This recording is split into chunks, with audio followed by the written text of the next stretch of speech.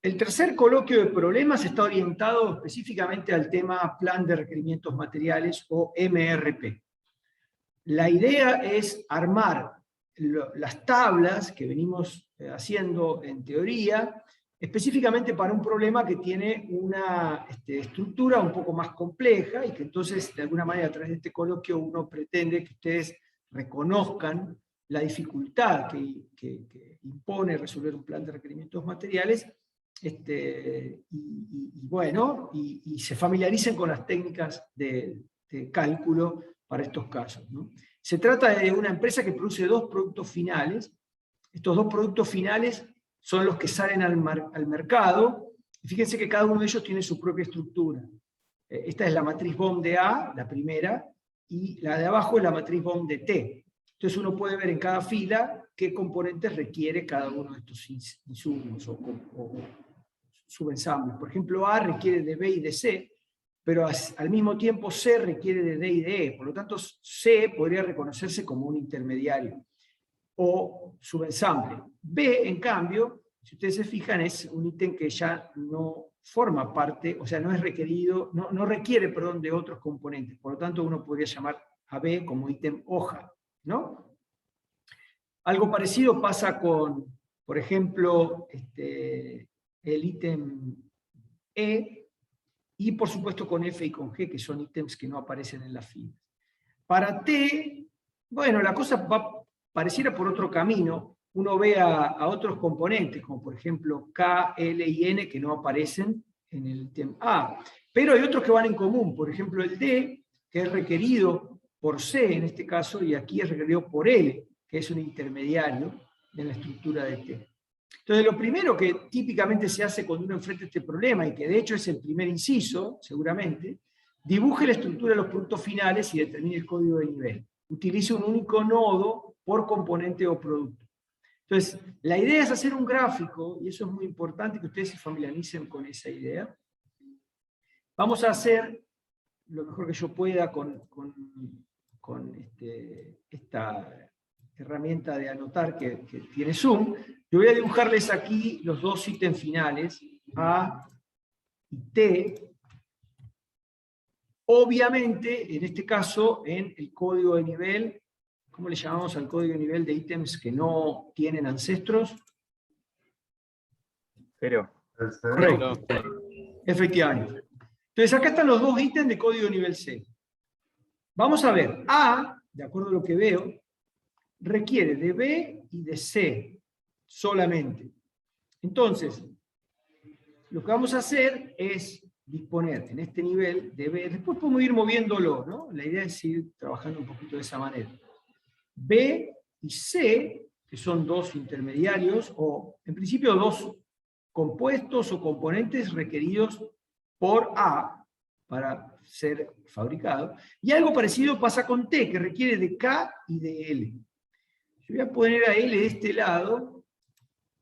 Podría hacerlo al revés y ver qué ocurre. Si yo pongo acá, vamos a ver esto. Pongo acá, aquí, y a L aquí, de este lado. Entonces hago lo de siempre, flechitas. Y lo que tengo que hacer es agregar los números a esas flechitas en la medida que sea necesario. Por ejemplo, A requiere un B, entonces en general acá no se pone ningún número, aunque si quieren ser rigurosos podrían poner un 1. A requiere de 4C, por lo tanto ahí sí es necesario el 4. Cuando no aparece nada, típicamente se asume que hay un 1, pero si es más de 1 deberían poner explícitamente el 1. En el caso de K aparece otro 1, en el caso de L aparece otro 4. Es decir, que se ensambla un T con 4 unidades de L. ¿Okay? ¿Dónde viene la dificultad ahora? Bueno, uno puede notar que para hacer C necesita 2D y un E. Entonces uno podría poner el D por acá.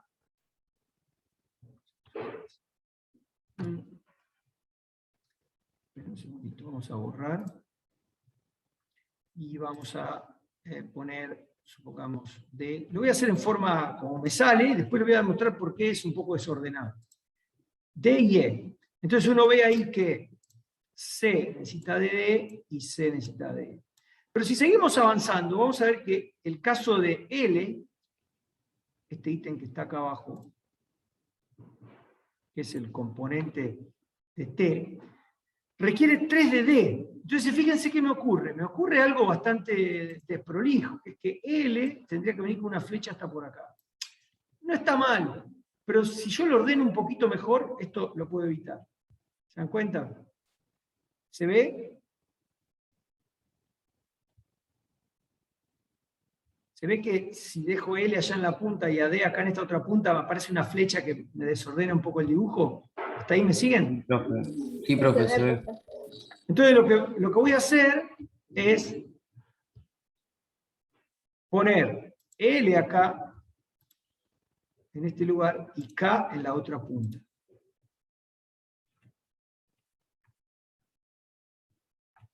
Y entonces, también voy a poner a D acá en el medio, y voy a poner a E acá en esta otra. Entonces, de esa manera, fíjense cómo prolijo un poco las cosas. C necesita de D, y L necesita de D. Y de hecho, D es el punto de contacto entre las dos estructuras de productos finales, porque si no, todo se pudiese, si no estuviese D, si no hubiese punto en común, uno podría planificar las cosas por separado, ¿no? Entonces C necesita de D y de E, L necesita de D y de N, lo vamos a hacer por acá. Vamos a ponerlo acá.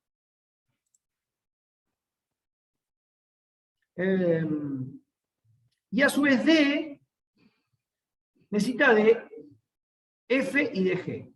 ¿Qué me pueden decir de eso? Eso me parece interesante analizarlo. O sea, a ver si alguien se anima a sacar alguna conclusión respecto de esto y esto.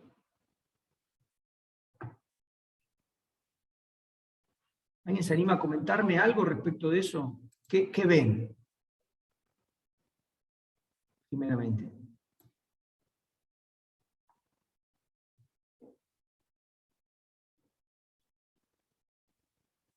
¿No? Las cantidades requeridas son las mismas. Ahí para Efectivamente, efectivamente. Que las cantidades requeridas son las mismas y que los ítems requeridos en las cantidades que se explicitan son las mismas. ¿Eso es casual o debería ser así? Y si no fuese así, tendríamos un problema. Esa es mi pregunta. ¿Qué creen ustedes?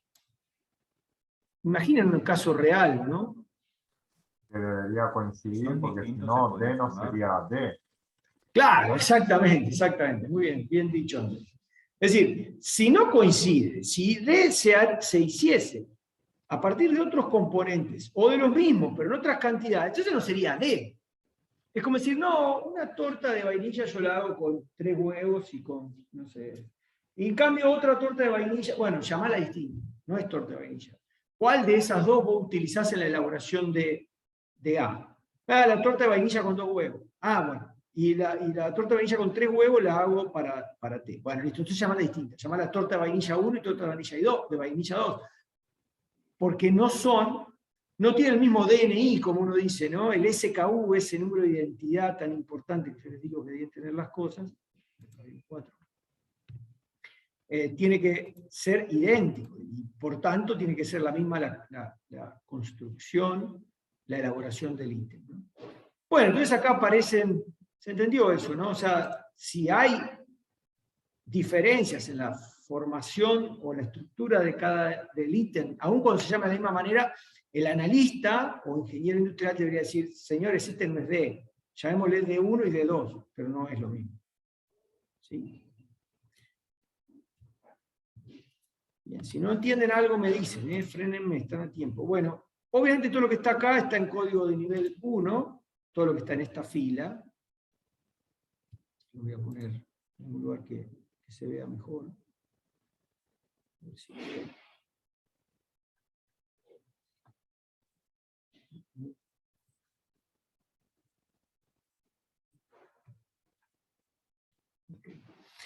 todo lo que está por aquí es código nivel 1. O sea, B, C, L y K, fíjense que tienen como ancestros a los de código nivel 0. E, D y N son ítems de código de nivel 2, porque tienen como ancestros a ítems de código de nivel 1, y también podrían tener como ancestros a los códigos de nivel 0, nada más que en este caso no se dan líneas directas que bajen desde A o desde T. Pero podría pasar, y así todos seguirían siendo de código de nivel 2. ¿Okay? Y finalmente aparece un ítem, o dos ítems, perdón, de código de nivel 3. Bueno, esto es lisa y llanamente lo que se pide en el primer inciso del enunciado. Muy importante porque recuerden que los MRP se desarrollan empezando por el código de nivel 0 hacia abajo. ¿Okay? Creo que es relativamente simple, hay que ejercitarse en armar bien las estructuras, pero porque hay algunas más complejas que otras, pero me imagino que lo van a poder sortear bien a esa dificultad. La segunda parte, el segundo inciso del enunciado, dice, bueno, aquí sí, respecto al anterior, pero me faltó detallar algo. Fíjense que D, que es un ítem común, lo hice en un solo nodo. ¿Okay? Lo cual es muy importante a la hora de reconocer todos los lugares en los cuales el ítem aparece. Porque si lo replican varias veces, hace una estructura en donde D aparezca 2 veces, va a costar ver cuál es el momento en el cual planificar, en la secuencia de tablas que se hacen en el MRP, y además la otra cuestión que va a costar y mucho es reconocer cuáles son todos los ancestros posibles, ¿no? Que recuerden, a la hora de hacer un MRP uno tiene que reconocer todos los ancestros posibles del mismo ítem, ¿okay? Que se gestiona como uno solo, independientemente del destino que tenga.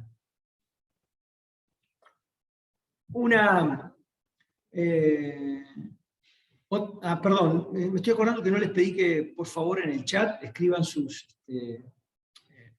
den su presente. ¿Okay? La historia entonces ahora empieza a ponerse un poco más entretenida, ¿no?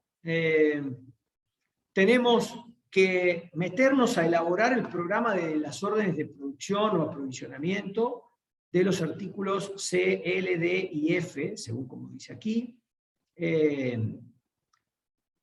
Obviamente reconociendo el periodo de emisión, el periodo de recepción, los tamaños de lotes, y después de eso reconocer cuáles son las acciones a emprender de inmediato. Entonces aquí directamente nos tenemos que mover al Excel. Lo vamos a hacer directamente en Excel.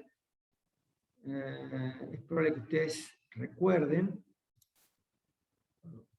porque esto está quitándome echarlo. Vamos a ir aquí.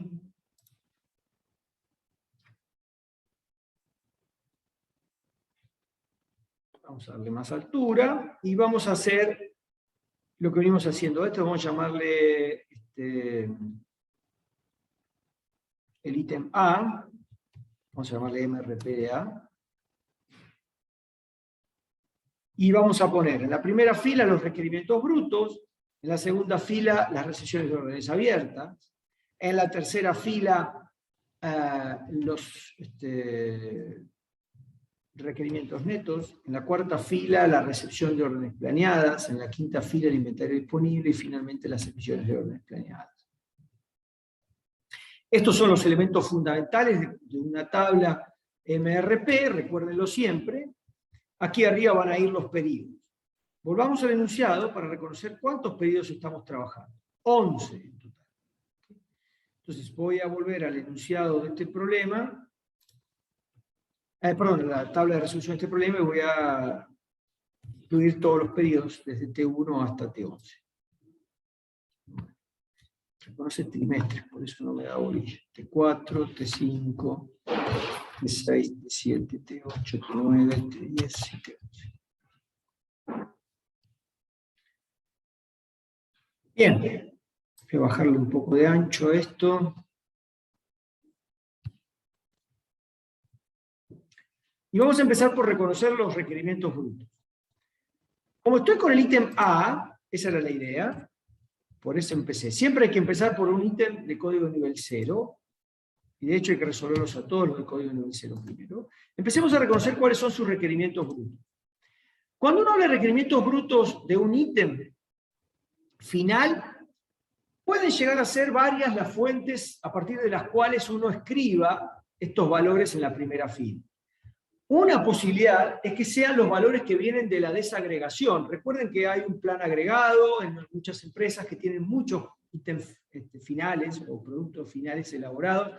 Se suele hacer primero un plan agregado, a partir de él desagregarlo en familias, y a partir de la desagregación en familia las metas de producción por ítem final.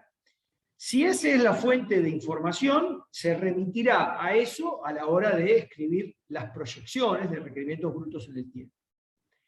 Si en realidad estamos hablando de una empresa que no ha hecho los planes agregados de producción porque no lo necesitó, porque no es necesario, no es una costumbre de la empresa, y entonces la fuente de información es otra, es muy probable que aparezcan ahí pronósticos de demanda.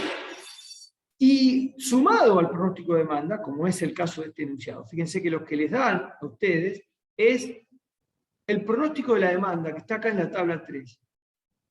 Los modelos A y E tienen estos pronósticos de demanda. Tomemos particularmente el de A. Lo copio, una de las facilidades que nos da el Excel, y lo pego, ¿no? Y bueno, esos son los valores del pronóstico de la demanda que se tienen. Pero si ustedes se fijan un poco más abajo, aparece otra tabla con órdenes en firme. Las órdenes en firme son órdenes que ya los clientes han hecho, de compras comprometidas ya con los clientes. Entonces, ¿qué tiene que hacer uno si aparecen las dos fuentes de información? Bueno, colocar las órdenes en firmes. Profe, Sí. ahí nos falta el T3. Oh, sí, gracias, perdón. Ah, Entonces, está, ¿qué gracias. hizo un lío bárbaro. Vamos a ver. Gracias, muy bien. Efectivamente, vamos a copiarlo. Esas son de las cosas que por ahí uno no sé qué hizo, dónde cortó, digamos, la serie. Probablemente no puso el último elemento. Vamos a volver a copiar y a pegar. Ahora sí. Y copiemos y peguemos las órdenes en firme aquí abajo, para tener de referencia. ¿Okay? Busco aquí abajo las órdenes en firme, las pego. Entonces, ¿qué ocurre en estos casos? Lo que hay que tener en cuenta entonces, como recomendación, es que si las órdenes en firme, ya comprometidas con los clientes, con uno o varios clientes, superan al pronóstico de la demanda, entonces escribir ese valor, el mayor. Dicho de otra manera, lo escribo por aquí. El requerimiento bruto sería el máximo entre el pronóstico y las órdenes en firme. ¿Ok? Como regla general vamos a utilizar esto. Por ejemplo, en el primer periodo hay un pronóstico de 100 y las órdenes firmes son 100. Entonces, respeto el 100. En el segundo es 100, el pronóstico 120, las órdenes ya comprometidas. Listo, 120 el requerimiento bruto. En el tercer periodo, el pronóstico es 180 y las órdenes ya comprometidas son 120 en cuanto a las unidades que ya se comprometieron, ¿no? Está todavía por debajo el pronóstico. Bueno, es esperable eso, ¿no? Va a pasar el tiempo y es probable que se sumen más órdenes. T3 es la tercera semana desde donde estoy ahora. Con lo cual, es obvio que el pronóstico todavía tiene tiempo para cumplirse. Esa sería un poco la idea. Y lo mismo con todas las otras. Si ustedes se fijan siempre, el pronóstico es mayor o igual a las órdenes en firme. Y por lo tanto, en este caso particular, es directamente el pronóstico de venta el que va como requerimiento bruto. ¿Se entiende la idea? Creo que sí. Vamos a ver más información sobre A. A dice que tiene un inventario en mano de 50, ¿lo ven ahí? Pero también un stock de seguridad de 10, está acá. Entonces recuerden esa otra fórmula que vimos, que el inventario disponible es igual al inventario en mano menos el stock de seguridad. Por otro lado, vimos también en la clase que el inventario en mano es el inventario físico menos las unidades reservadas, si quieren ustedes inventario reservado. Y como conclusión, el inventario disponible, simplemente por hacer el reemplazo de IM por lo que se dice aquí, es el inventario físico menos el inventario reservado menos el stock disponible. En este caso no nos hablan de inventario físico, sino lo que nos dan es el inventario en mano, es decir, el inventario que está disponible físicamente, pero ya descontadas las unidades que alguien se reservó. Por lo tanto, el inventario disponible es, en este caso, el inventario en mano menos el stock de seguridad. O sea, 50 menos 10. Entonces, ¿qué tengo que hacer yo? Al lado de ID, escribir 40, que es el inventario disponible inicial. Y de todas maneras, también tengo algún dato por acá, vuelvo al enunciado, que hay una recepción programada para la semana 1 de 180 unidades. Entonces, vuelvo a mi tablita y escribo 180 recepción programada, que es una orden abierta de 180 unidades. Entonces voy haciendo el cálculo a mano. Podría escribir una fórmula y automatizarlo, pero no quiero perderlo. ¿Qué es lo que aparece como requerimiento neto? Bueno, vamos a ver. Si el inventario es 40 del periodo anterior y llegan 180, nos quedan 220 o 220 unidades. Esas 220, 100 solamente se consumen o se consumirían de acuerdo a las órdenes en firme que ya tengo. Espero que no llegue ninguna otra orden más, porque si no voy a estar en problemas. Pero supongamos que no. Entonces hagamos el cálculo. 40 más 180, 220, menos 100. Tengo inventario disponible, 120 todavía. O sea, no hay requerimiento neto. Si parto de 120 y el periodo siguiente hay 120 de demanda, me quedaré con 0 inventario, pero no hay requerimiento neto. ¿Cuál va a ser, pregunta rápida, el inventario en mano en el periodo T2, al finalizar el periodo T2?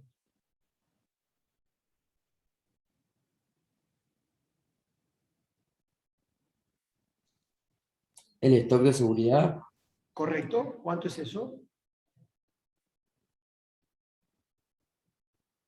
creo que 10. 10 unidades, efectivamente. Quiere decir que en mano vamos a tener 10 unidades, así todo el planificador ya asume que no tiene más nada. Porque esas 10 unidades no son para cubrir demanda planificada, sino demanda azarosa. Así funciona el MRP. Entonces, obviamente, no habiendo inventario disponible del periodo T2, en el periodo 3 el requerimiento neto es todo el requerimiento bruto, 180. El 180 se traduce en un requerimiento neto. ¿Cómo? La política de ordenamiento es lote por lote. Vieron el enunciado, dice L por L, eso significa lote por lote. Pido estrictamente lo que necesito, 180. Y el inventario pasa a ser 0. Entonces, de aquí en adelante es muy fácil, porque todo requerimiento bruto se transforma en requerimiento neto, que se pide una orden y deja de inventario 0. Entonces, como que el lote por lote es muy fácil de resolver en la tablita.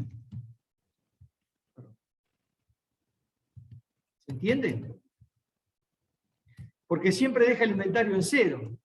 Entonces, los requerimientos brutos se hacen requerimientos netos y se pide una orden estrictamente igual al requerimiento neto.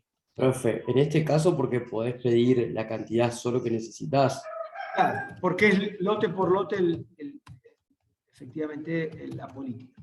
No es porque podés, sino también porque se impone esa idea, ¿no? Efectivamente. Por eso es que digo que si no se pega dimensionamiento de lotes como tema a MRP, medio que pierde sentido, porque calcular los MRP es trivial, no genera ningún desafío. La cosa empieza a ser un poco más interesante cuando hay que respetar ciertos tamaños de lote. Por economía o por conveniencia o por lo que sea. Bueno, ¿qué nos queda por hacer? Las emisiones. ¿Cómo se hace? ¿En qué Hay nos que tener en tenemos cuenta que el lead time. Correcto. Veamos el lead time. El lead time es de una semana. ¿Y qué otra cosa hay que tener en cuenta? Además del lead time. El margen de rechazo. Muy bien, el margen de rechazo, que es del 5%. Las dos cosas se tienen en cuenta. ¿Cómo se las tiene en cuenta? Bueno, relativamente fácil, ¿no? De hecho, podemos automatizar. Primero, que la emisión mire a la recepción de un periodo posterior. Eso es tener en cuenta el lead time. Vean cómo yo desfaso la emisión respecto de la recepción. O sea, miro la recepción del periodo T2 para hacer la emisión del periodo T1. Y el porcentaje de rechazo en este caso es 5%. Por lo tanto, divido, acuérdense la fórmula, se divide por 1 menos el porcentaje de rechazo dividido 100, o sea, 0,05. Eso da 0, obviamente, acá porque no hay ninguna recepción, pero va a tomar valores un poco más importantes más adelante. Acá el Excel me lo redondeó, pero en verdad por detrás hay un numerito con coma, O sea, no es que... O sea, ustedes pueden utilizar números con coma. En principio, si estamos hablando de una cantidad que puede tomar valores continuos. Si estamos hablando de cantidades que tienen que ser necesariamente enteras, la sugerencia es redondeen. Y uno podría decir, redondeo para arriba. Y la verdad es que estaría bien, pero no es lo que yo más aconsejo. ¿Por qué no? O sea, yo suelo redondear en la EOP, sugerencia, si hay necesidad, en la COP, redondee al entero más próximo. Voy a explicar por qué. Ustedes me dirán, bueno, pero si redondeas al entero más próximo y el redondeo es para abajo, te puedes quedar con menos unidades que las que necesitas en la recepción. Eso es cierto, pero ocurre que ese porcentaje de rechazo o margen de rechazo es un estadístico. Entonces, como tal, no es un valor fijo. Muchas veces podrá venir un rechazo más alto, otras veces podrá venir un rechazo más bajo. Entonces, si uno siempre redondea para arriba, lo que pide, siempre está pidiendo más de lo que realmente necesita. Y eso se acumula, y entonces hace que, en general, lo que no tuvo en cuenta este sistema se refleje en un incremento del stock respecto de lo previsto. Entonces, si ustedes piden, por ejemplo, en este caso, 189,5, no sé si será exactamente ese número, justo está en el medio y no puedo dilucidar, vamos a hacer un poquito más ancho esto.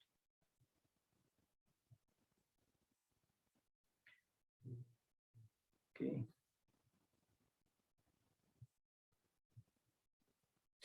$189,47. Si ustedes piden 189, que es el entero más próximo, y de pronto el rechazo es del 5%, les va a faltar un poquito de material. Bueno, ese poquito de material, ¿con qué lo podrían cubrir? El stock de seguridad. El stock de seguridad está un poco para eso también, para cubrir no solamente cambios en la demanda, también cambios en algún parámetro, como por ejemplo el porcentaje de rechazo. Si en el próximo lote ustedes piden 126, básicamente lo mismo, pero fíjense que después en el, no sé, un lote más arriba hay 157,89, van a redondear para arriba. En el de 210 van a pedir 211, en el 257 de nuevo para arriba. Entonces es como que las compensaciones hacia arriba y hacia abajo deberían ir llevando a ese 5%. Conclusión, la sugerencia es redondear, si hace falta, hacia el entero más próximo, a la hora de calcular los valores de emisión. ¿Ok? A la hora de calcular los valores de emisión. ¿Se entiende? En este caso sumamos que no hay necesidad de redondear y trabajemos con números con coma. No es un problema. Vamos a trabajar con una sola coma como para que no sean tan tediosos estos números. Voy a borrar esto que está acá y voy a borrar esto que está acá como para no poner información que no haga falta. Y voy a volver a achicar el ancho para que se vea. ¿Se entendió? Profe, Sí. a mí me quedó una duda, ese 120 Sí. que está en el inventario disponible, ¿cómo llegó a eso? Bueno, eso que está acá se hace 40 hay disponibles al arrancar, que son los 50 de mano menos los 10 de esto de seguridad. ¿Ok? Si a esos 40 le agrego las 180 que preveo recibir en el periodo 1, entonces se llama recepción de orden abierta. Claro. Acá. ¿Lo ven ahí? Sí. Le sumo las 40 que tengo disponibles, me da 220 en total. ¿Cómo? La demanda era, o se prevé en 100, 220 menos 100, 120. Está bien, gracias. Por nada. De hecho, el inventario disponible, podemos escribir la fórmula. El inventario disponible del periodo T es el inventario disponible del periodo T menos 1 más la recepción de órdenes abiertas del periodo T más la recepción de órdenes planeadas del periodo T menos el requerimiento bruto. Esa es la forma de calcular el inventario. Cuando uno ve que con el inventario inicial y la recepción de orden abierta alcanza, entonces tenés ahí 120 igual a 40 más 180 menos 100. No hay ROP, porque no hay necesidad de generar una ROP. Cuando se ve que I de T menos 1 más la ROA menos el requerimiento bruto da negativo, ahí aparece un requerimiento neto. Cuando hay requerimiento neto aparece una ROP para que este balance dé positivo. ¿Ok? Bien, vamos a hacer algo parecido para el ítem T. Copio la hoja nada más, escribo el MRP de T, que es el otro ítem de código nivel 0, recuerden siempre eso. Entonces, voy ahora al enunciado, copio lo que hay del ítem T, de pronósticos, los copio aquí arriba, en el Excel. Pego los valores nomás. Texto. ¿Ok? Y pego más abajo, voy a borrar todo esto, para que ustedes no se confundan. Esto es para el ítem T. Y pego más abajo las órdenes en firme. Lo hago porque en este caso particular hay una dificultad. De hecho, por eso está en negrita ese valor que ustedes ven ahí. Cuando yo pego las órdenes en firme, me doy cuenta que para un determinado periodo ya las órdenes en firme han superado al pronóstico. ¿Ven? 200 unidades ya se han solicitado en órdenes y ya se han comprometido. Y el pronóstico era 150. Bueno, ¿qué es lo que tengo que hacer? Poner el máximo, como dije. Convertir este requerimiento bruto en 200. El máximo entre el pronóstico y las órdenes en firme. Para todos los otros casos, los órdenes en firme están o iguales o por debajo del pronóstico. Por lo tanto, ahí lo que le gana es el pronóstico. Pero en ese caso particular, las órdenes en firme ya fueron por arriba del pronóstico. Por lo tanto, tengo que poner ese valor. ¿Qué inventario disponible hay? Volvamos al enunciado. Del ítem T hay un inventario disponible de 180 en mano, sin stock de seguridad. O sea que las 180 en mano son 180 disponibles.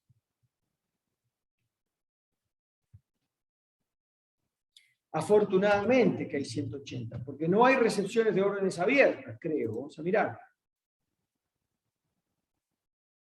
Para el ítem T.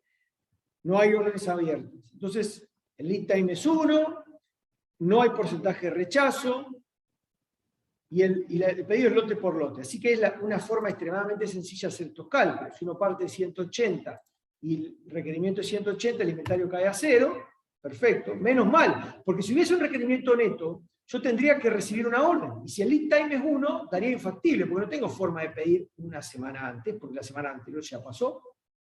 Entonces tengo que buscar otra forma de resolver este conflicto. Acá la cosa va bien. 210 de requerimiento neto, 210 se pide, 0 de disponible. 200 de requerimiento neto, 200 se pide, 0 quedan disponibles. 180 de neto, 180 se piden, quedan 0 disponibles, porque es lote por lote. 200 de neto, que vienen de la orden, de las órdenes en firme, no del pronóstico. 200 se piden, y se reciben y quedarán 0. 200 de neto, 200 se reciben y quedará 0. 210 necesitan, 210 se reciben, queda 0 y así hago los cálculos muy fáciles. El lote por lote es una política de ordenamiento que hace muy fácil las cosas a los efectos de carga. Obviamente la cosa se pone un poco más interesante un poco más adelante. Como el lead time es 1 y no hay porcentaje de rechazo, miro la recepción directamente un periodo antes y la traduzco aquí abajo. Ya está. Tan simple como eso.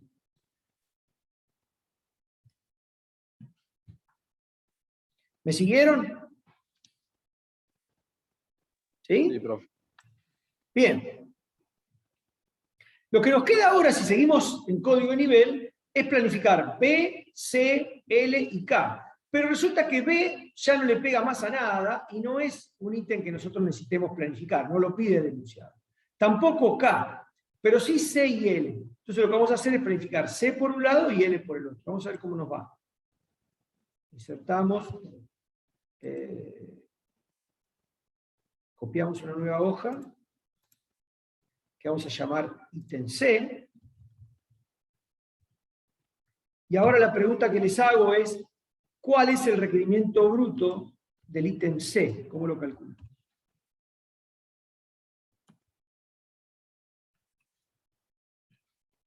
Ahí tenés que ver cuánto de C necesitas para hacer el producto, por ejemplo, final de A, y lo tenés que multiplicar. Y vas viendo Efectivamente, efectivamente. Tengo que mirar quiénes son los ancestros de C. Como C tiene un solo ancestro, que es A, ahí ustedes ven el dibujito, entonces lo que tengo que ver es, y ahí la pregunta más importante toda es, ¿qué tengo que ver de A? ¿Qué fila de A tengo que ver? El EOP. Muy bien, efectivamente. Las emisiones de A, es decir, esta fila, es la que me genera los requerimientos brutos de C. Fíjense que las emisiones de A ya arrastran el lead time. Por eso el requerimiento de C es una semana antes respecto del momento en que se ensambla A. Porque lo necesita, o sea, respecto al momento en que se necesita tener A listo. Porque lo necesita al ítem C apenas arranca a ser producido A. Entonces su requerimiento, por ejemplo el periodo 1, va a tener que ser, en este caso, 4 ¿por qué 4? Porque como bien dijo el compañero, se requieren 4 unidades de, ustedes ven ahí el cursor, 4 unidades de C por cada unidad de A. Entonces multiplico 4 por el EOP de A. Está acá. Y eso lo proyecto en todos los periodos. Entonces el sistema automáticamente multiplica por 4 las emisiones de A y me da los requerimientos brutos. Para planificarlo necesito la información respecto de C. Vamos a ver. C dice que tiene en mano 600 de stock y 50 de stock de seguridad. Por lo tanto, retomemos aquí. El inventario en mano es 600 y hay 50 de stock de seguridad. Por lo tanto, ¿qué número tengo que poner aquí? Como inventario disponible inicial. 550. Correcto. ¿Y cuál es el plan de recepción de órdenes abiertas? Veámoslo. Aparentemente hay una recepción de orden abierta por 1100 en la semana 2. ¿Se ve? 1100 en la semana 2. Muy bien. Vamos acá y vamos a poner 1100 en la semana 2. Recepción de orden abierta. ¿Se ve? ¿Alguna duda hasta ahí? Muy bien. Espero que no. Vamos a hacer los cálculos. Si arranco con 550 y el requerimiento bruto es 0 porque no hay nada que ensamblar de A en ese periodo, entonces no hay problema, sigue siendo 550 el inventario disponible. ¿Cuál es el inventario ahora al finalizar el periodo 2? Lo que hicimos. ¿Con cuánto arrancamos? Le sumamos lo que recibo y le resto la demanda. Ese es el inventario. Y ese mismo inventario lo puedo hacer, básicamente es lo que tengo menos lo que me demandan, así que hasta ahí va bien.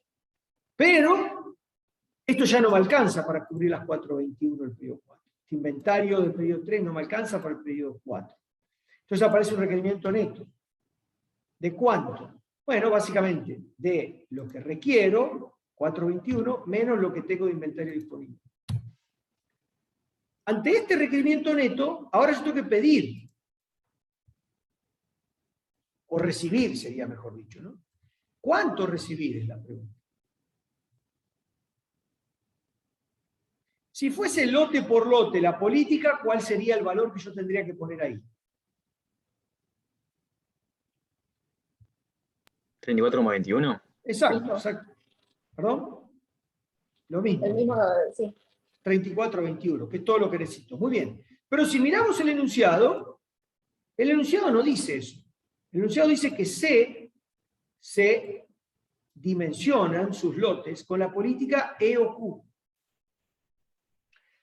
En la última clase teórica les mencioné cuál es la idea de E o Q. E o Q es el tamaño económico del lote que surge de, ¿recuerdan esto de analizar? A ver si anoto y recuerdan la idea.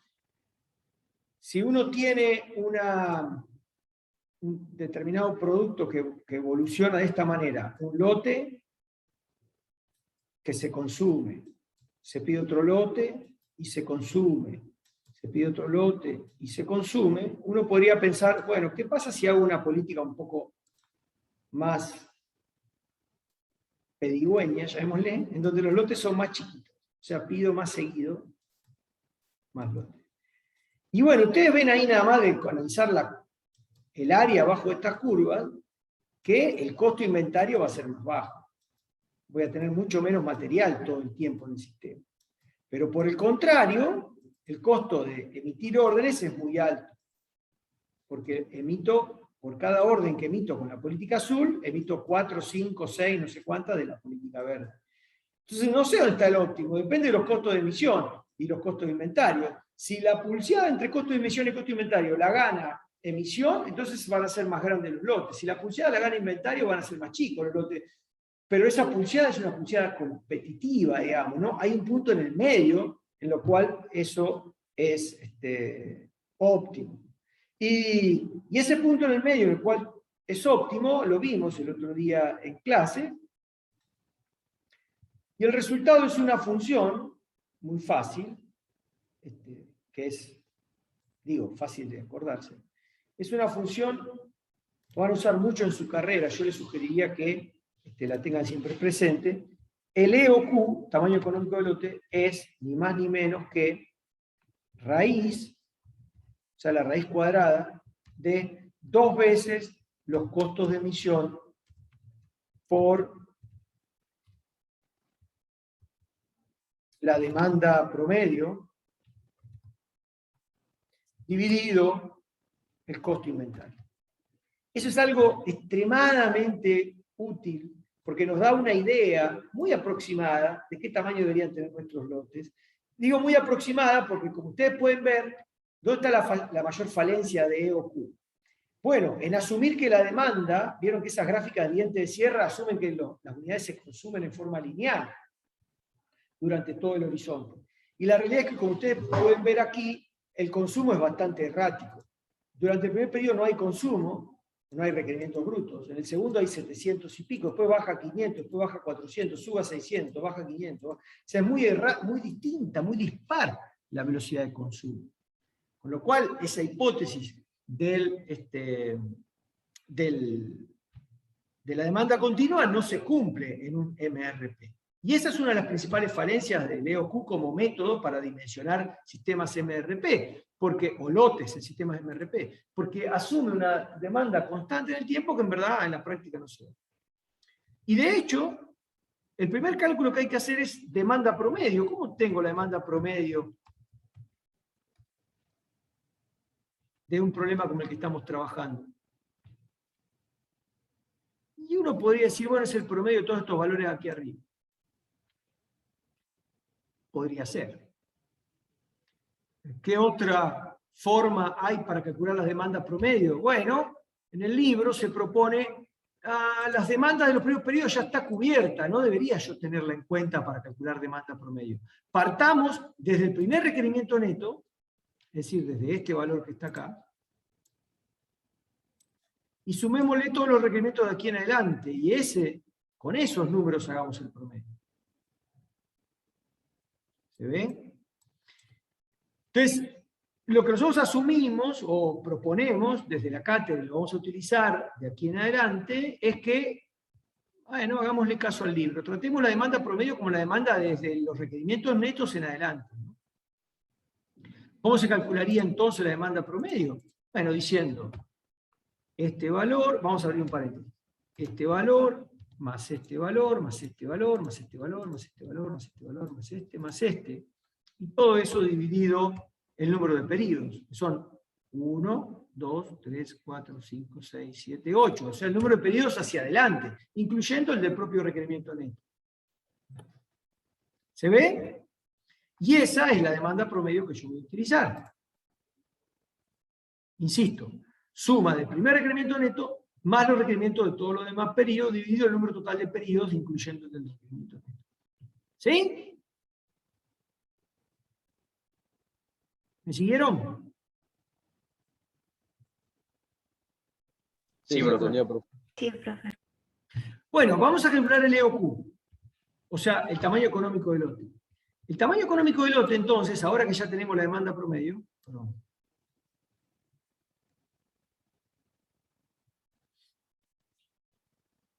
El tamaño económico del lote, ahora que tenemos la demanda promedio, es relativamente fácil de calcular. Vamos a remitirnos a la fórmula. La fórmula es, ayúdenme con los valores.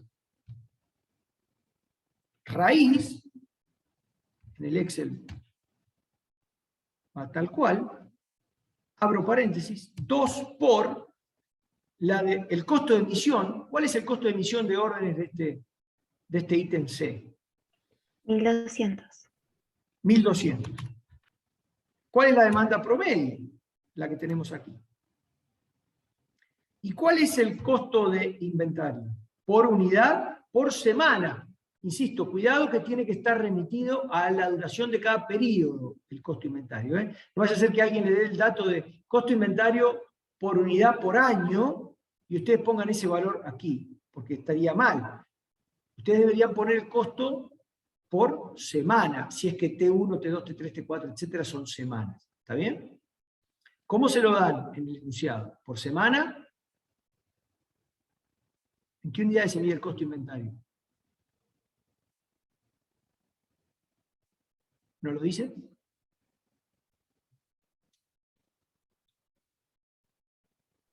Dice 1,12, pero no encuentro. ¿Dónde están las unidades? Ok, mala nuestra esa. Debería tener claro que el costo inventario es por semana. ¿Ok?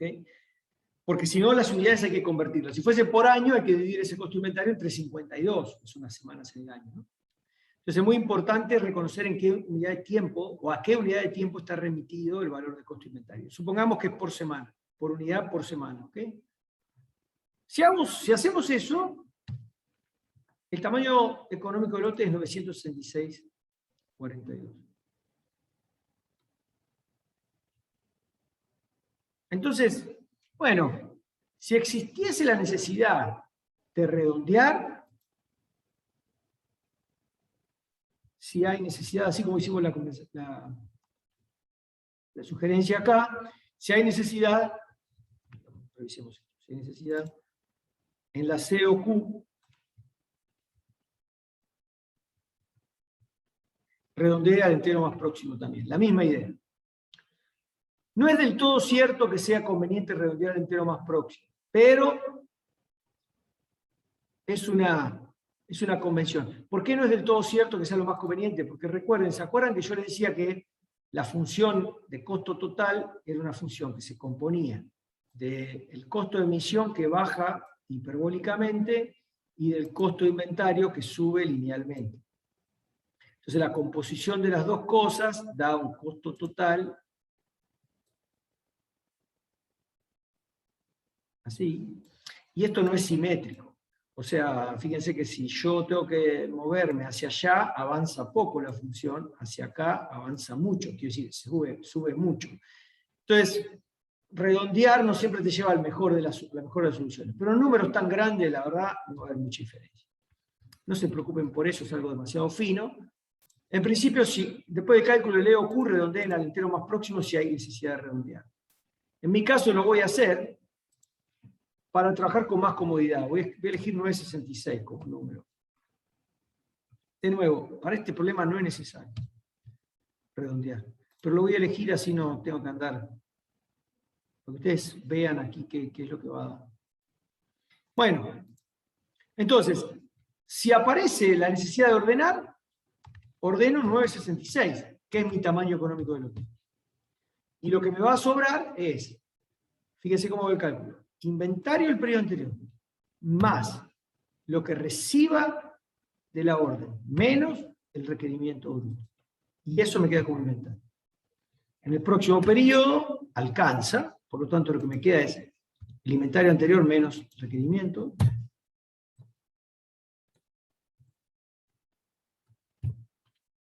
En este periodo ya no alcanza, entonces aparece el requerimiento neto que es este menos este.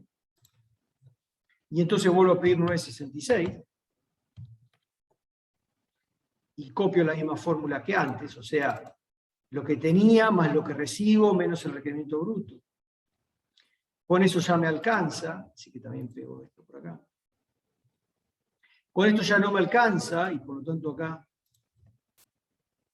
hay un requerimiento neto de 502, pido 966 de nuevo, vuelvo a obtener un valor acá. Con esto no es suficiente para un periodo más, entonces vuelvo a tener un requerimiento neto de 167, fíjense cómo se calcula esto. Lo que tenía en inventario se le resta al requerimiento y eso me queda como requerimiento neto. Entonces vuelvo a pedir 966, en realidad vuelvo a recibir 966. Y la fórmula me lleva a este valor, que ya me es suficiente para el último periodo, y me queda como inventario. 377,4.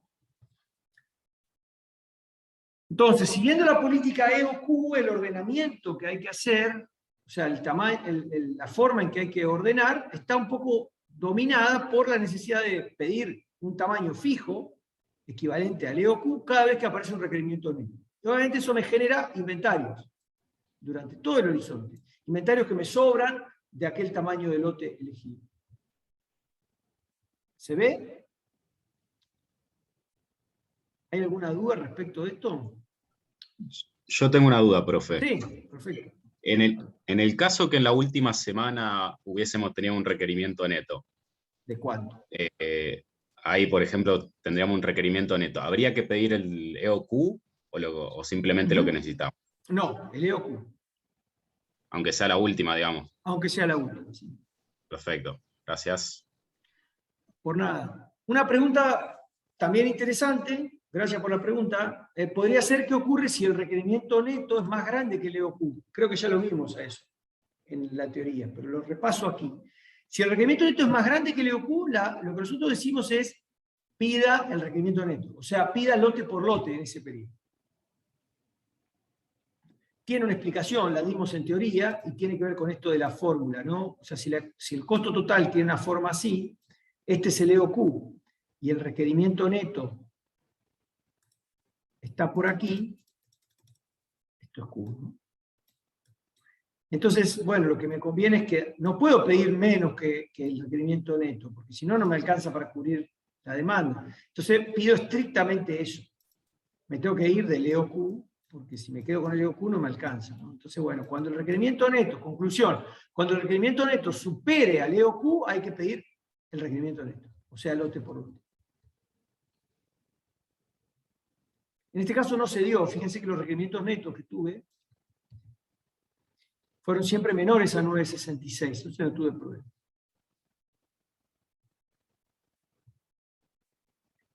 ¿Estamos?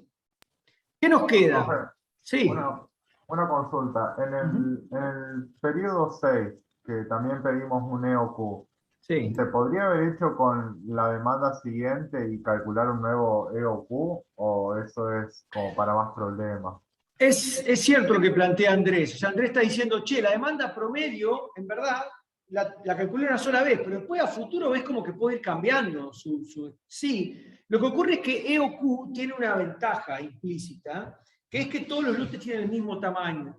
Y si uno va ajustando la demanda promedio futuro, es como que además de tener el error, o si querés, la imprecisión de que la demanda no es constante, también está como moviéndole el objetivo todo el tiempo y se va desestabilizando la técnica. Nosotros asumimos en la cátedra y en los libros también que una política EOQ fija una vez y para siempre un EOQ, o sea, un tamaño económico. Digo para siempre. Después se revisará con el transcurrir del tiempo, meses, años, no sé. De hecho, ¿qué ocurre en la práctica? En la práctica uno no hace la demanda promedio a partir de las proyecciones del MRP. La demanda promedio la hace a partir de datos históricos. Y uno ve que la demanda promedio históricamente de un ítem es de, supongamos que coincide con lo que calculamos acá, 435,9. Entonces se calcula un EOQ con datos históricos, no circunstanciales de la realidad acá. Lo que pasa es que si yo le doy ese dato también a ustedes, como que el problema se complica un poco más todavía. Y a lo mejor ustedes van a decir, pero ¿cómo? La demanda promedio que me diste era de 408 y yo hago la cuenta y la demanda promedio es de 435. Entonces, para evitar este tipo de confusiones, le dejamos a ustedes el cálculo de la demanda promedio y sobre ese valor el cálculo del EOQ, pero una vez que se calcula para el primer requerimiento neto ya se respeta para de ahí en adelante. ¿Se entiende, Andrés? Sí, profe, se entendió, gracias. Bueno, por nada. ¿Qué nos queda por hacer? Bueno, entiendo que las emisiones, ¿no? Y para eso, volvamos al enunciado y veamos qué ocurre con C. C tiene un porcentaje de rechazo del 10% y un lead time de 2. Entonces, cuidado.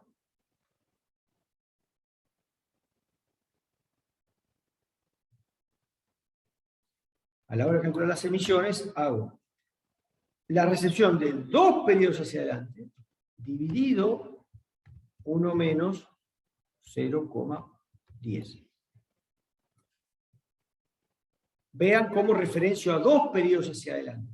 En el periodo T1 calculo una emisión que es correspondiente a la recepción del periodo 3, dividido 1 menos 0,1, que es el porcentaje de rechazo. Proyecto, y aquí están los valores, voy a quitar los ceros, de emisión de oro.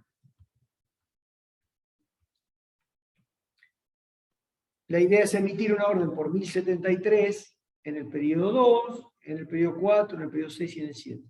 Para recibir estas unidades efectivas, ahí podría haber una discusión que todos los años se da y que nosotros trabajamos en esta materia, que es cómo, o sea, ¿qué consideramos que es el EOQ? ¿El EOQ es el tamaño a recibir o es el tamaño a emitir?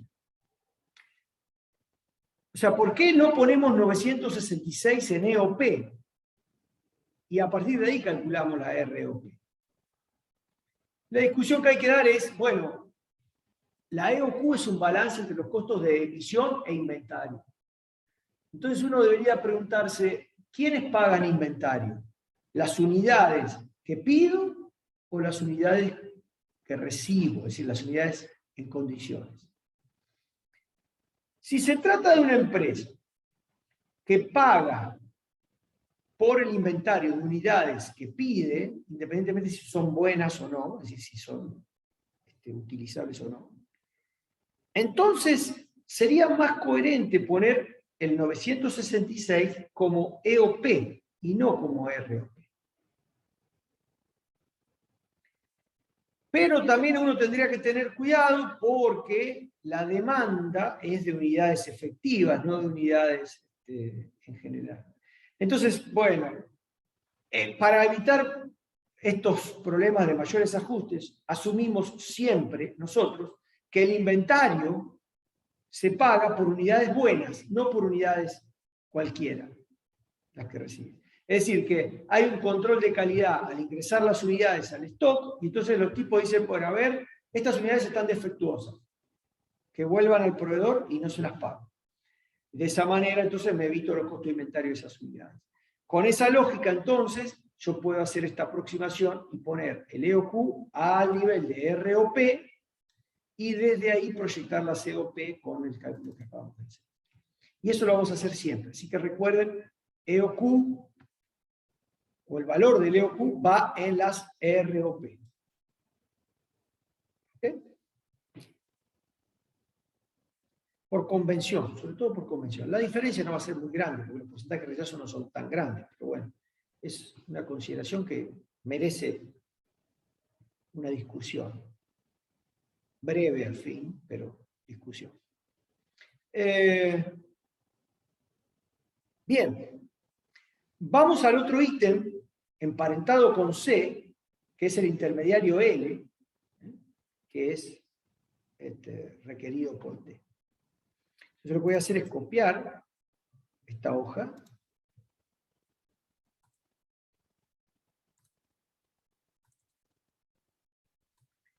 Voy a llamar MRPDL. A diferencia de C, el MRPDL se calcula como 4 veces el MRP de T, no de A. Perdón, la GOP de T, no de A. Entonces, voy a escribir acá, vamos a borrar todo.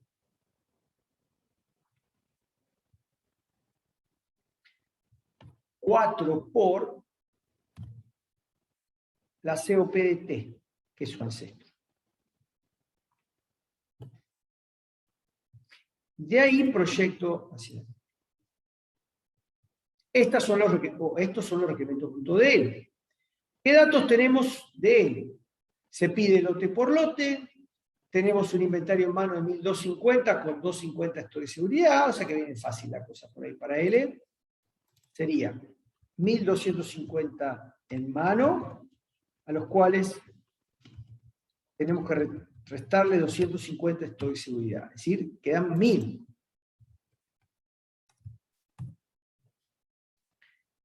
No hay recesiones de órdenes abiertas, al parecer, por lo menos no lo dice el enunciado. Todo esto no juega, porque no es EOQ. Entonces, bueno, de 1000, si tengo 840, me quedan 160 disponibles.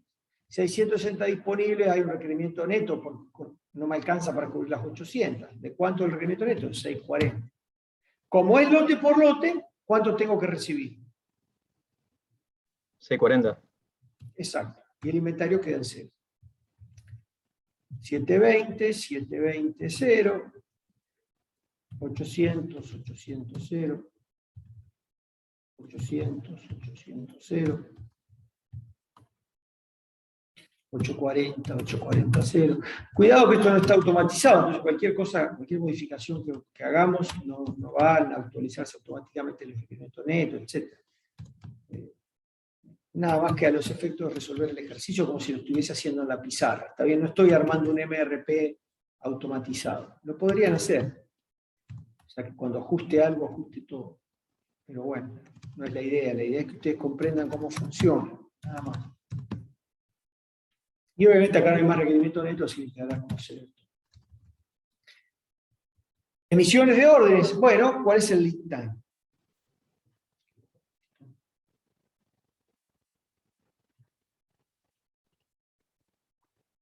Una semana de lead time. Sin porcentaje de rechazo.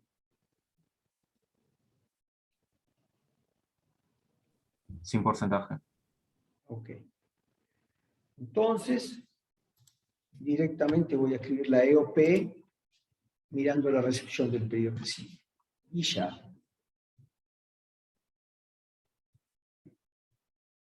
Estas son todas las emisiones.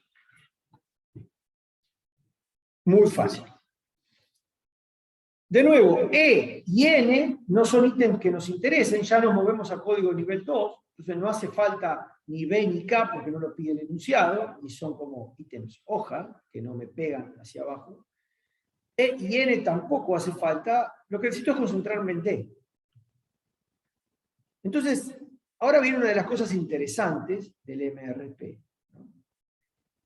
Que es gestionar un ítem, en este caso el ítem D, en forma coordinada y en forma única, unívoca. Vamos a guardar este archivo. Coloquio 3.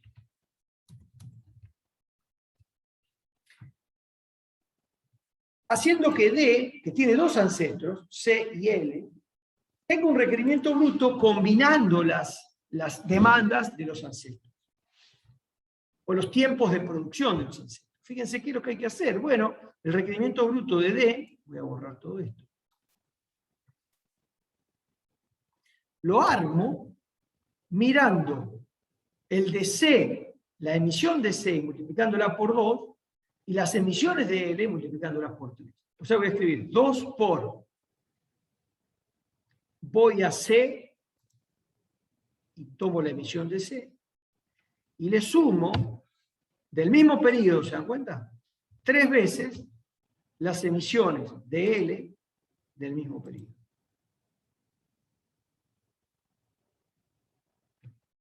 Repaso la fórmula.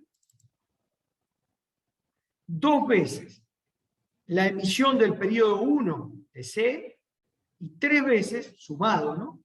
Más 3 veces la emisión del ítem L en el mismo periodo T1.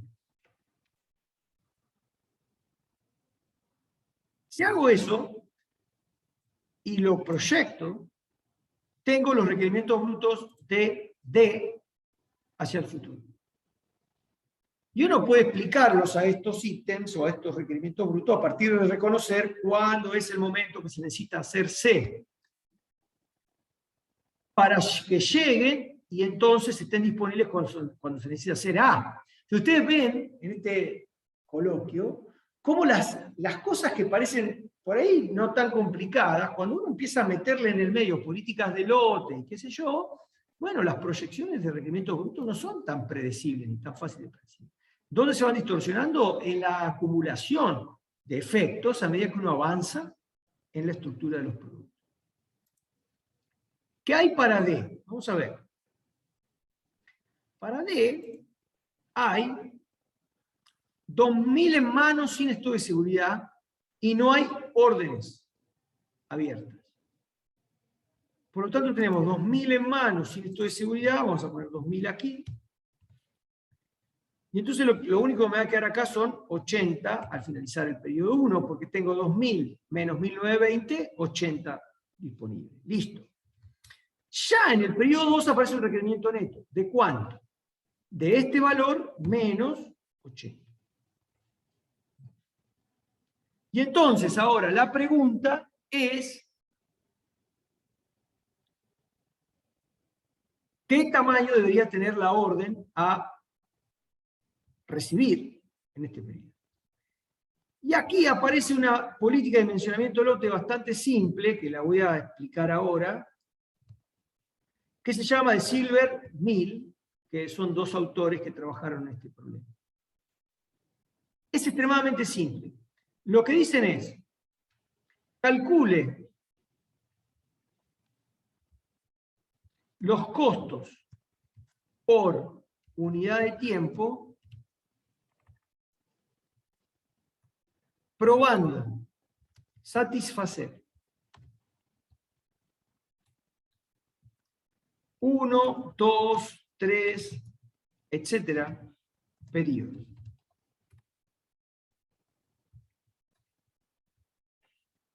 Mientras el costo por unidad de tiempo se reduzca, prosiga. Si aumenta, quédese con la última opción.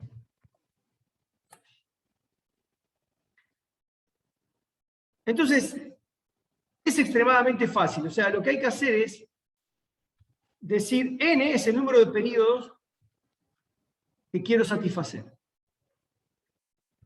Entonces defino qué tamaño de Q correspondería para satisfacer esos periodos. ¿Qué costo de emisión tendría? ¿Qué costo de inventario tendría? Y el costo por unidad de tiempo. ¿Cómo sería esto? Bueno, el costo por unidad de tiempo es, vamos a escribirlo acá, el costo de emisión más el costo de inventario sobre n, el número de periodos. Entonces veamos acá qué ocurre. Si yo pido para un periodo, ¿ok? ¿Cuántas unidades debería pedir? De acuerdo a lo que me dice el sistema MRP aquí.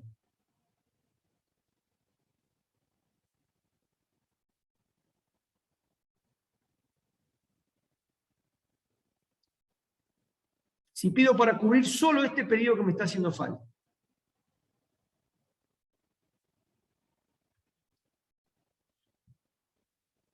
¿Cuántas unidades debería pedir? Sería el lote por lote, ¿no? Y lo de RN. 4.227. Correcto. Muy bien. 4.227. ¿Cuál sería el costo de emisión para cubrir un solo periodo? Bueno, ese va a ser siempre el mismo. ¿Cuál es el costo de emisión? Lo dice el enunciado. 1200. Perfecto. ¿Cuál sería el costo de inventario? 0,05. Por unidad y por semana. Pero aquí, ¿cuántas unidades guardamos para el próximo periodo?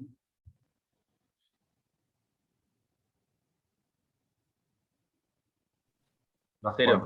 4.227. Yo creo que no, porque apenas llegan las 4.227, te las consumí para satisfacer el requerimiento bruto. Entonces el inventario que queda es cero, si yo pido para un solo periodo.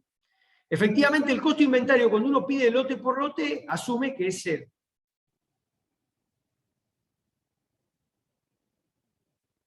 Y entonces el costo por unidad de tiempo es, abro paréntesis, costo de emisión más costo de inventario dividido el número de periodos que cubre. 1. 1.200 sería, ¿no?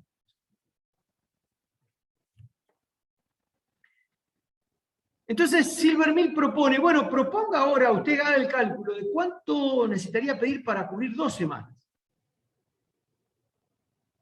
¿Cuál sería ese valor?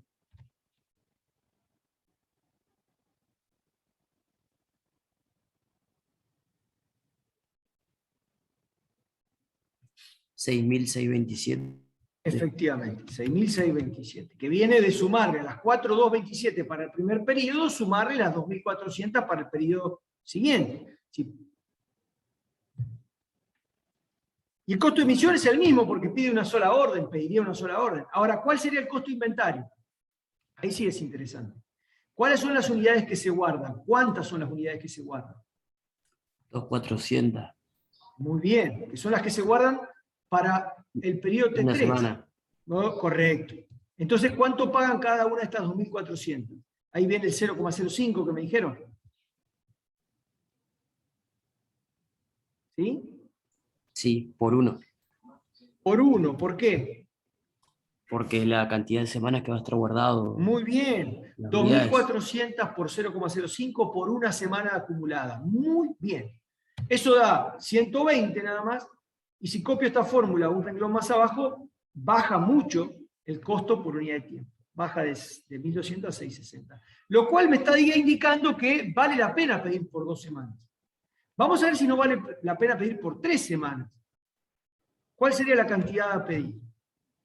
Bueno, ahí lo puedo hacer automatizado. Es la cantidad que pedía antes, 6.627, le sumo la del T4.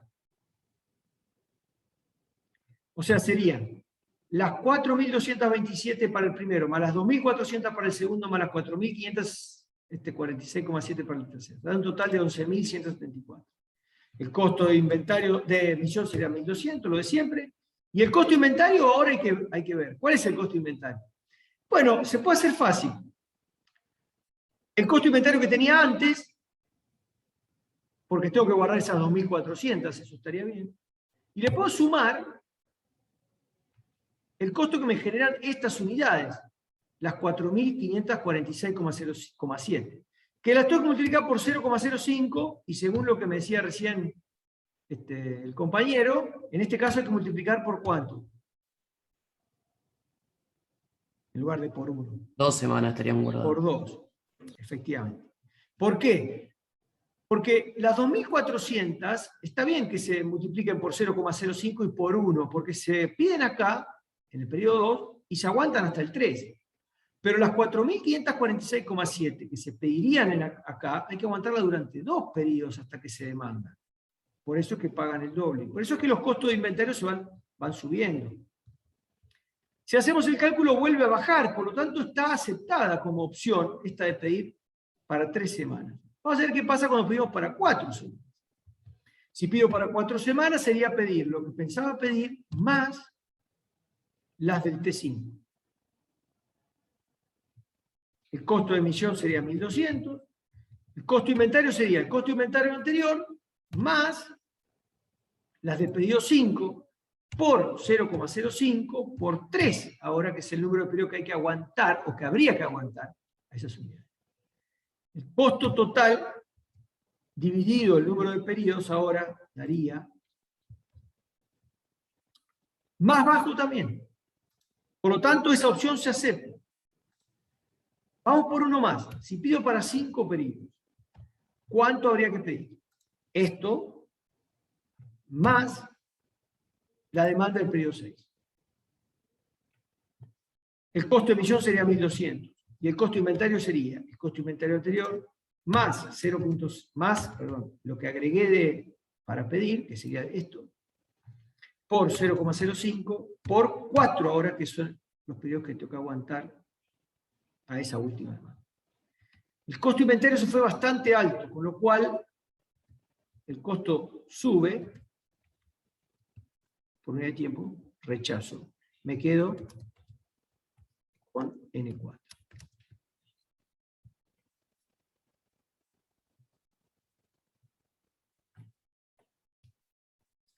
Conclusión, pido 13.000. A ver, vamos a agrandar un poquito más para ver qué número hay.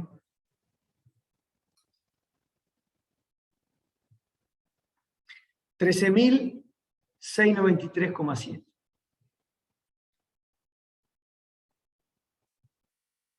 13.693,7. ¿Con qué inventario me quedo? Bueno, es relativamente fácil.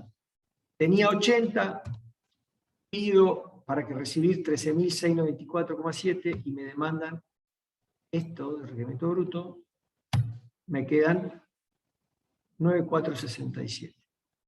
Si quieren pueden abrir un poquito más y van a ver las comas ahí.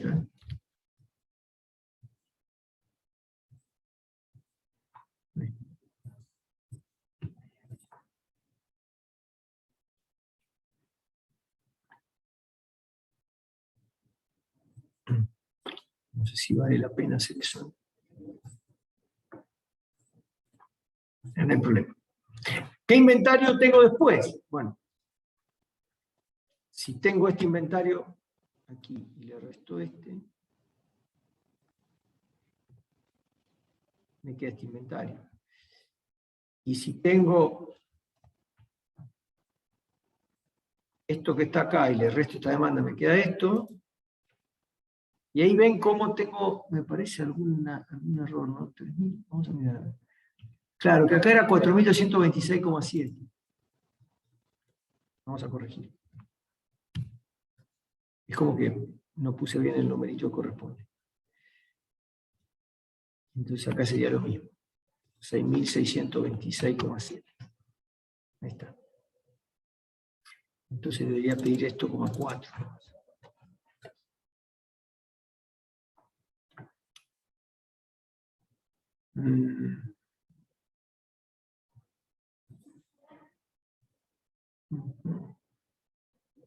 Que hay algunos errores con coma, pero en definitiva yo debería tener un inventario disponible de 0 al final, ¿no? El manejo de la coma está un poco complicando la cosa porque es por las fracciones esta. Vamos a poner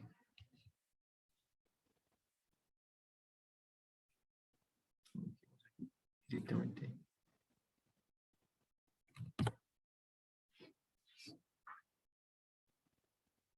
Bueno, y así tiene una gran ventaja el método. El método hace que en algún momento el stock llegue realmente a 0, que es lo que uno espera. Que la orden que uno pide sirva para cubrir un determinado número de periodos enteros y no una parte, porque si uno pide algo más para cubrir una parte del periodo, no sirve de nada, digamos, queda en stock ahí, paga innecesariamente stock, porque al fin y al cabo el próximo periodo hay que ordenar de nuevo y pagar por el costo de ordenamiento. Entonces es fundamental moverse en los sistemas MRP a políticas de dimensionamiento de lote que permitan hacer un pedido que cubra un número entero de periodos y no me dejen un periodo parcialmente cubierto. ¿Qué ocurre después? Bueno, aparece de nuevo un requerimiento neto, que es exactamente el requerimiento bruto, porque el stock es cero, y entonces aparece de nuevo esta necesidad de hacer estos cálculos. O sea, quizá en la misma tablita podemos hacer lo mismo. Para la segunda orden, vamos a poner acá.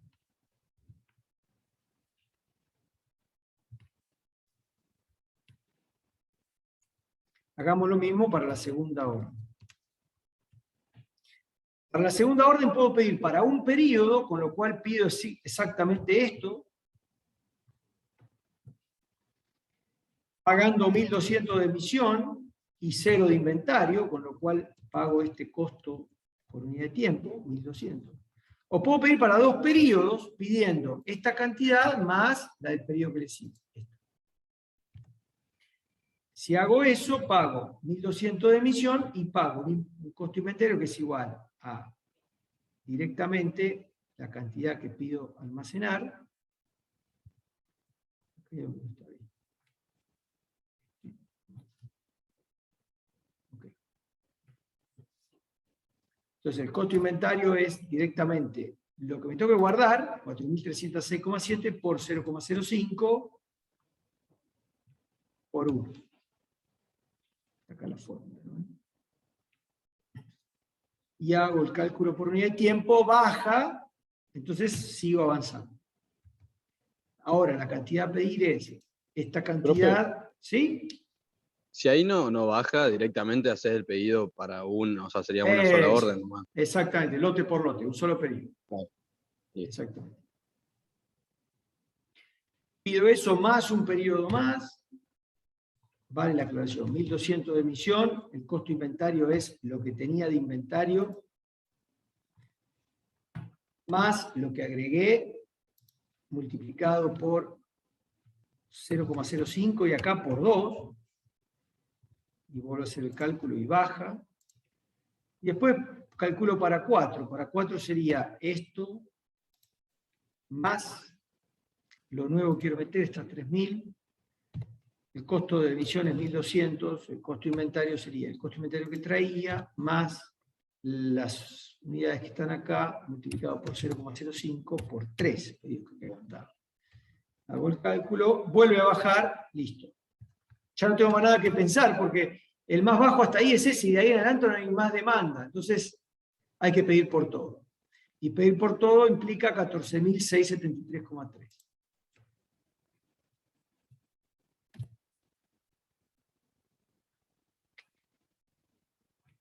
El inventario que me queda es este menos este.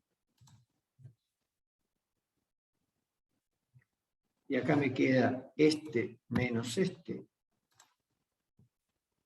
Y acá me queda este menos este. Y acá tendría que quedarme 3.000 para cerrar y que queden 0.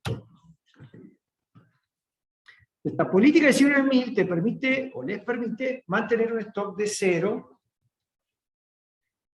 hacia el final, al finalizar los periodos de cobertura. Obviamente es un poco más costosa en términos de cálculos, porque hay que hacer estos cálculos para reconocer cuál es el tamaño del lote más conveniente. Pero es una buena idea. ¿Okay? Bueno, reconozcamos las emisiones ahora. ¿Cómo? Bueno, viendo el lead time. El lead time es 1 y no hay porcentaje de rechazo. Así que la cosa viene muy fácil ahí. Directamente un periodo antes de la emisión. Vamos a ensanchar porque si no, no entra.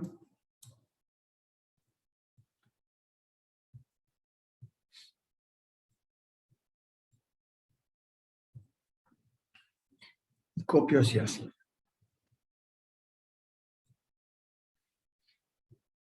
Bueno, el enunciado me pide un ítem más, no se queda con esto, hasta ahí va todo bien.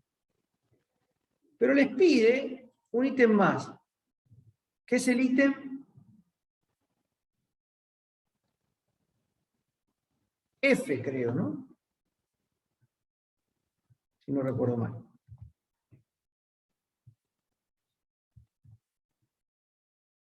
El ítem F tiene como ancestro pura y exclusivamente a D. Por lo tanto, los requerimientos brutos se van a calcular. Voy a borrar todo para no hacer lío. Los requerimientos brutos se van a calcular. Fíjense que ya estoy avanzando al código de nivel 3. Los requerimientos brutos de F se van a calcular fácilmente haciendo 2 por las emisiones de D.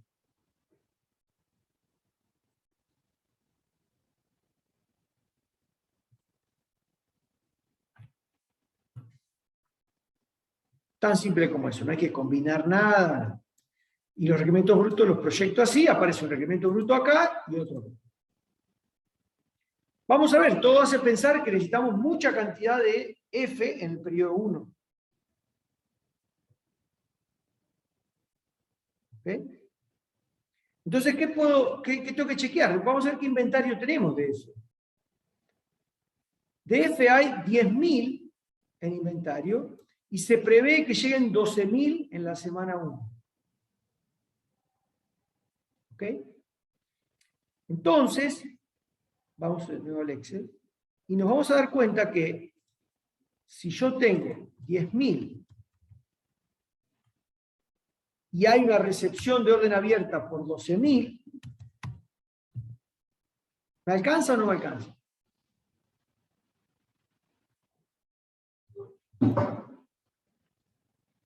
No, te van a faltar 5.000 algo.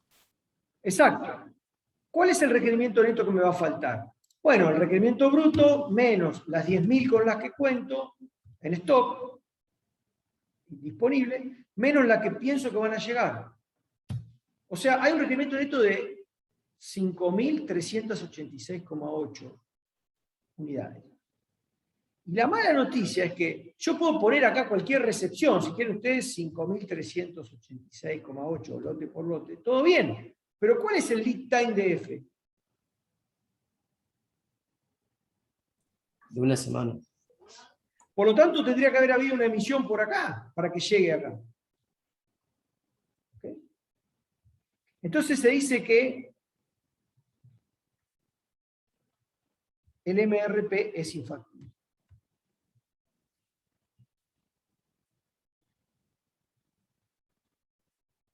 La explicación sería, hay un requerimiento neto en T1 y el lead time es 1. Si el lead time fuese 0, no habría problema, pero tendríamos que asumir que es un ítem que se ordena y se recibe en el mismo momento que se ordena, o sea, se pide el lunes y llega el mismo lunes.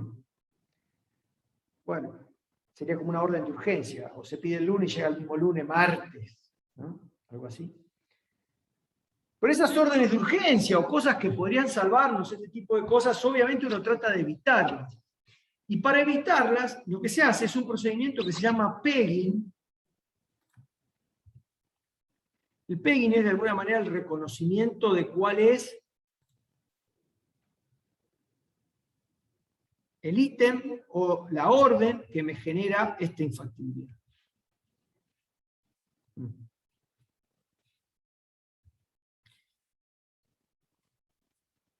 ¿Cómo reconozco eso? Bueno, es relativamente fácil. La idea es notar por qué el requerimiento bruto es tan grande aquí. Entonces hagamos doble clic. El requerimiento bruto viene de el ancestro de F, que sería D, y de una emisión del periodo 1. Vamos a D. D tiene una emisión en el periodo 1, acá de 13.000, multiplicada por 2 me da los 27.000 y pico. Y que tiene este valor porque viene de esta recepción. ¿Y por qué tiene este valor la recepción?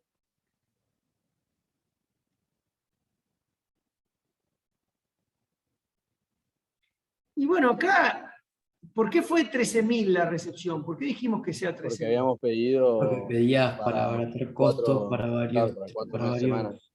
Claro, o sea, por Silver 1000, ¿no? Por la idea de dimensionar según Silver 1000. Entonces, en ese pegging podemos reconocer cuál es la orden que rompe. Y si reconocemos cuál es la orden que rompe, podemos corregirla. Quizás no siendo tan buenos con el tema de los costos, pero al fin y al cabo salvando la infactibilidad, que es lo que me interesa. Entonces voy a llamar a esta hoja MRPD regenerada. Esto se llama regeneración del MRP. Y la regeneración del MRP es un procedimiento que permite, a través del pegging, es decir, a través del reconocimiento de cuál es la orden que genera conflicto, reconocer esa orden y corregir su magnitud para que el MRP sea factible.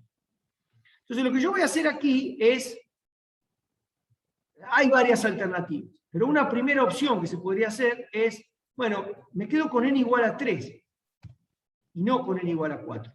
A pesar de que es mejor. ¿Ok? Me quedo con n igual a 3 para regenerar.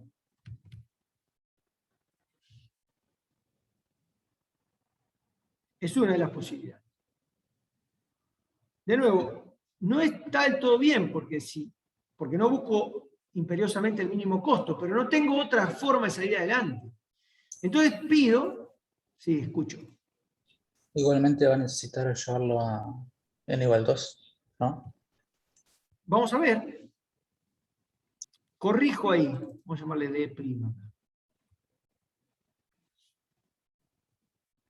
A ver si es cierto. Con 11.173 me quedan 6.000 y pico, así que acá baja a 0. Y vamos a ver cómo queda F. Vamos a generar de nuevo el F regenerado.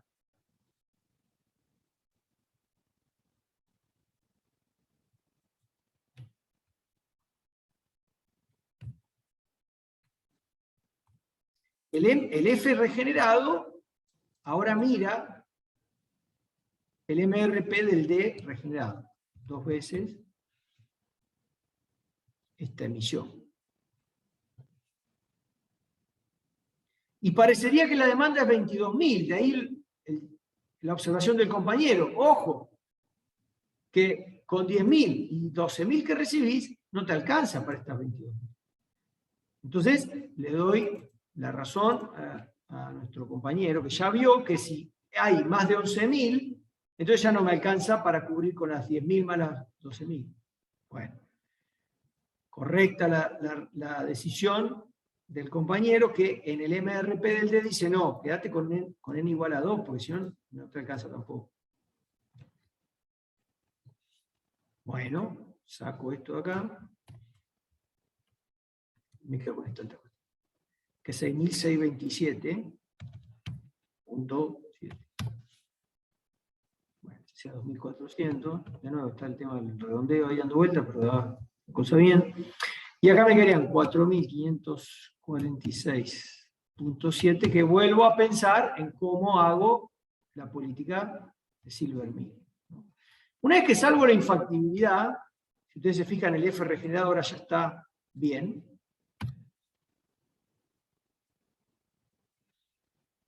Porque ahora yo podría hacer igual a 10.000 más 12.000, que llega, menos este. Entonces me queda ya material. Y esto lo mantengo hasta este periodo. Perdón.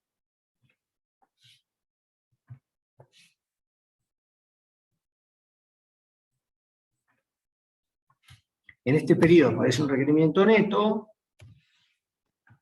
Esto menos esto. Y bueno, y acá pido una orden, pero acá ya no hay problema, porque la orden que voy a pedir acá la puedo pedir con con tranquilidad. Entonces, ¿qué es lo que en definitiva tengo que hacer cuando me da una infactibilidad? Bueno, repaso. Reconocer que la infactibilidad se me genera porque hay un requerimiento bruto demasiado grande. Ese requerimiento bruto, ¿quién lo genera? Una orden demasiado grande, emitida aquí, en D, que viene de este tamaño de lote, que sigue la política que elegimos. Bueno, la solución menos dañina es resignemos un poco de la política, de los costos que conlleva, y pidamos por menos periodos, en este caso, para tornar factible el ordenamiento de lotes de F, ¿no? Y así se resuelve la infactibilidad. Lo que nos queda ahora es plantear el tamaño de lote que tenemos que pedir, pero acá no hay mucho que discutir, porque si ustedes se fijan, no hay más que una sola demanda, esta acá, por lo tanto no hay mucha discusión. Acá lo que vamos a pedir es directamente esto. Y se terminó. Me queda cero de inventario y mantengo este cero. Ya vamos a ver qué política, una clase de teoría del viernes, vamos a repasar un poco más, o vamos a ver un poco más de políticas de ordenamiento de lote, y vamos a ver esta política que se le propone a F, que es la política POQ. Pero bueno, de momento asumamos que pedimos estrictamente esto, después aquellos que se sumen a la clase de teoría, terminamos de ver la política POQ en la clase y van a ver que en realidad es trivial el valor que se le pone aquí. Pero terminemos de ponerle aquí cuál es el tamaño a emitir. El tamaño a emitir, vamos a ver si hay porcentaje de rechazo. Perdón, por aquí. F tiene 5% de rechazo, tiene un lead time de 1. Bueno, perfecto. Vamos a hacer eso entonces. Vamos a agarrar este que está acá, un periodo antes, y lo dividimos por 1 menos 0,05. Y resuelto el tema, no hay otra orden en el medio. Entonces, la consigna es, resuelva el plan de abastecimiento de materiales de los ítems A, T, C, L, D y F. Ya está hecho. Obviamente las tablas MRPD y MRPF no las tengan en cuenta, porque esas hubo que regenerarlas para que dé factible. ¿Está bien? O sea, lo que en definitiva va a contar son las tablas de A, de T, de C, de L, de D regenerado y de F regenerado. O sea, hechos o vueltos factibilidad. Ah, perdón, pero aquí me parece que me quedó algo todavía incompleto. Sí. Lo que me quedó incompleto es esta parte, ¿no? Porque yo, al pedir 2.400 me agoté, pero no seguí acá con las políticas de ordenamiento de lote, hay que tener cuidado. O sea, una vez que resolví por acá, la segunda orden, tengo que empezar a volver a preguntarme por la política de Silvermeer. O sea, yo avancé un poco rápido, me faltó terminar el D regenerado. El D se agota acá, aparece esta demanda de 4.546, entonces tengo que, en la segunda orden pido ese valor.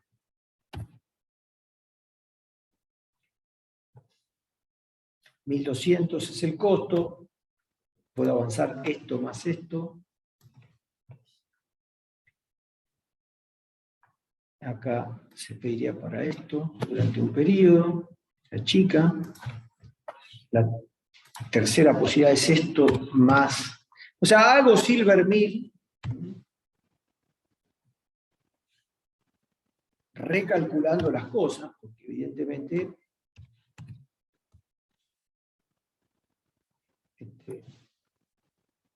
sigue bajando. Más K2 sería más este más o sea, 5 por 3, subió, así me quedo con este. Y después aparece una orden de 11.913,4, que es lo que hay que poner acá. El inventario será este menos este. Después acá será este menos este. Finalmente este menos este, que va a ser 0. Y después acá aparece de nuevo un requerimiento neto de 4.306.7. Evidentemente acá la solución, después ustedes hagan sus propios cálculos, pero va a ser pedir por todo lo que falta, así que acá pide por esto, más esto, más esto, hay que hacer los cálculos en Silvermill para concluirlo, pero la idea es, créanme que va a ser eso, entonces acá queda esto. Una no pregunta, sé. profe, Sí. puede ser. En el caso de hacer de nuevo Silvermill, ¿podría Sí. ser que tengamos de nuevo una infactibilidad en el descendiente? ¿O eso no pasa porque ya estamos en Sí, periodos puede ser, ascendentes? puede ser. No, puede pasarte y otra vez hay que revisar. Podría pasarte, digamos, Claro, perfecto. y otra vez volver a revisar el tamaño del lote. Fíjate que acá quedó esto, vuelvo al F regenerado, tengo que corregir todo esto. Ok. Y acá fíjense que acá justamente yo me hice algo demasiado pronto. En principio, la primera infactibilidad la salvé, ahora me aparece un requerimiento acá, de esto menos esto. Asumamos que pedimos, después le explico, asumamos lote por lote por ahora. Pido esto, dejo en 0, y acá aparece un requerimiento neto que es estrictamente esto, pido lo mismo, y me queda en 0. Perdón.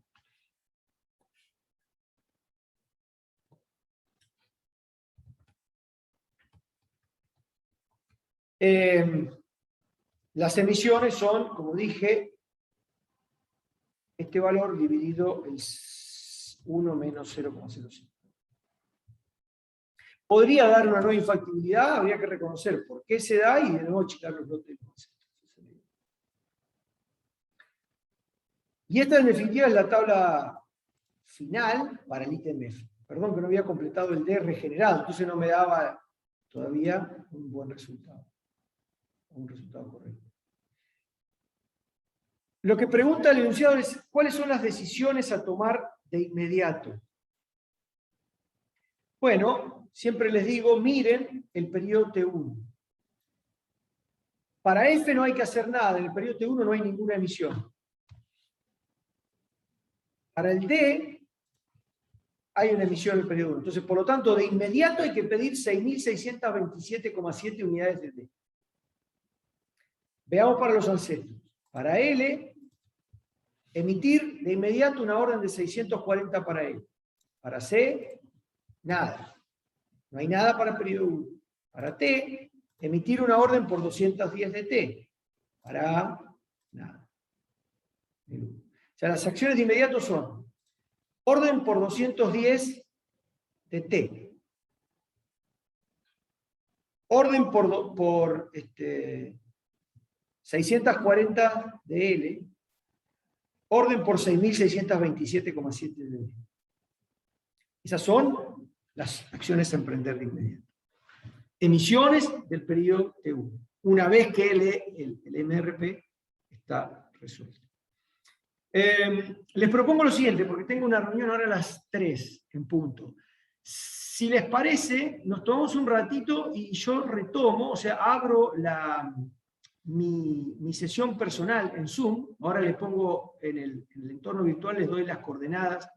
Y para aquellos que tengan un ratito y quieran hacer consultas o discutir este problema, nos quedamos un ratito más conversando sobre cosas de la asignatura, dudas que tengan, y si no, no se preocupen, lo retomamos en la clase teórica del viernes, pero me gustaría, como para no cerrar tan abruptamente la clase, darles un espacio para que se saquen dudas, sobre todo aquellos que tengan que presentar en la próxima semana temas de MRP, y entonces ya tengan ahora herramientas como para poder hacerlo. Les paso, los dejo entonces y les paso por el entorno virtual los datos de mi sala personal. Si les parece, a eso de las 4 yo la voy a habilitar para que ustedes puedan hacer todas las consultas que quieran. De todas maneras, si porque tienen otro compromiso no se pueden sumar, no hay problema, el viernes retomamos y cerramos este coloquio. ¿Ok?